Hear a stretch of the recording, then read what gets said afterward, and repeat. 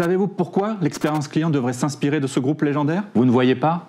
Ne bougez pas, je vous explique tout.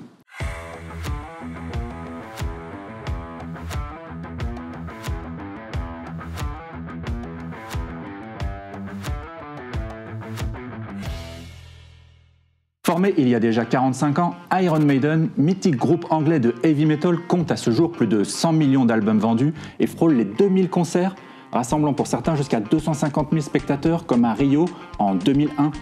Ils sont plusieurs dans le groupe à pouvoir revendiquer leur part dans cet incroyable succès, mais il en est un à qui la troupe de chevelus doit beaucoup, c'est son chanteur, recruté en 1982 pour le 3e album, Mr. Bruce Dickinson.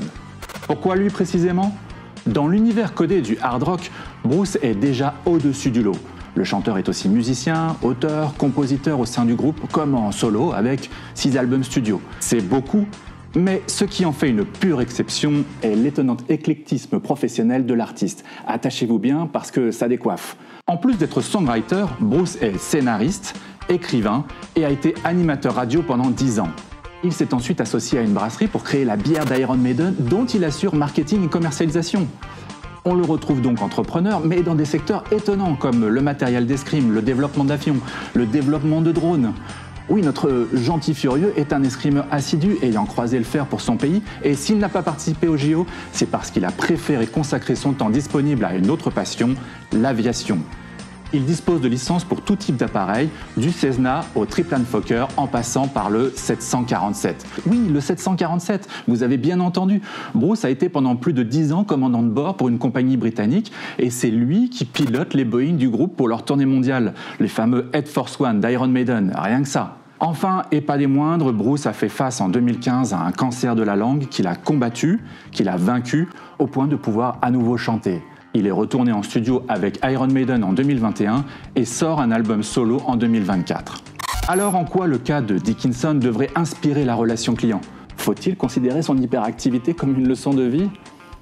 À vous de voir. Mais ce qui est certain, c'est que toute cette énergie au service de sa créativité, de ses réalisations et de ses performances sont autant de sources d'inspiration. Alors je vais faire simple, je vais vous en proposer 2. D'abord, la détermination et la ténacité dans l'engagement pour apprendre de ses revers et garder le cap vers la réussite.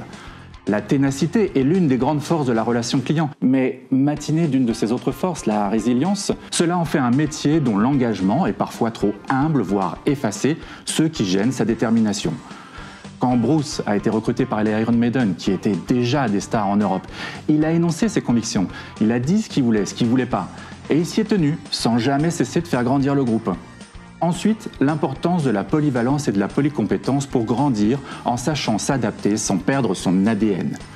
La relation client possède plusieurs aptitudes et capacités, ça c'est la polyvalence. Elle sait mener des tâches différentes et comparables, la polycompétence, mais à beaucoup s'adapter, elle a parfois tendance à se perdre.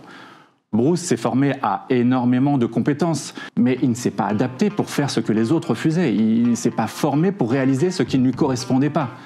Il est allé chercher ce qui le faisait grandir dans une démarche qui lui permettait d'apporter davantage au groupe et à son public. Et c'est pas un hasard si la popularité d'Iron Maiden a repris de plus belle au retour de Bruce en 1999, après 5 ans d'absence, accueillant ainsi les nouvelles générations dans le rang des fans.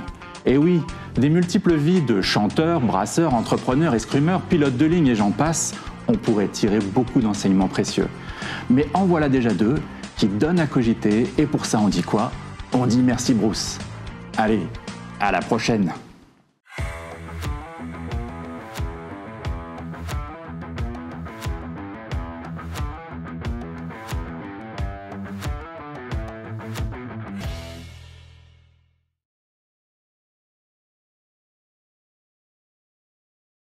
Daniel, et si on mettait les riffs de The Number of the Beast sur les musiques d'attente des call centers ?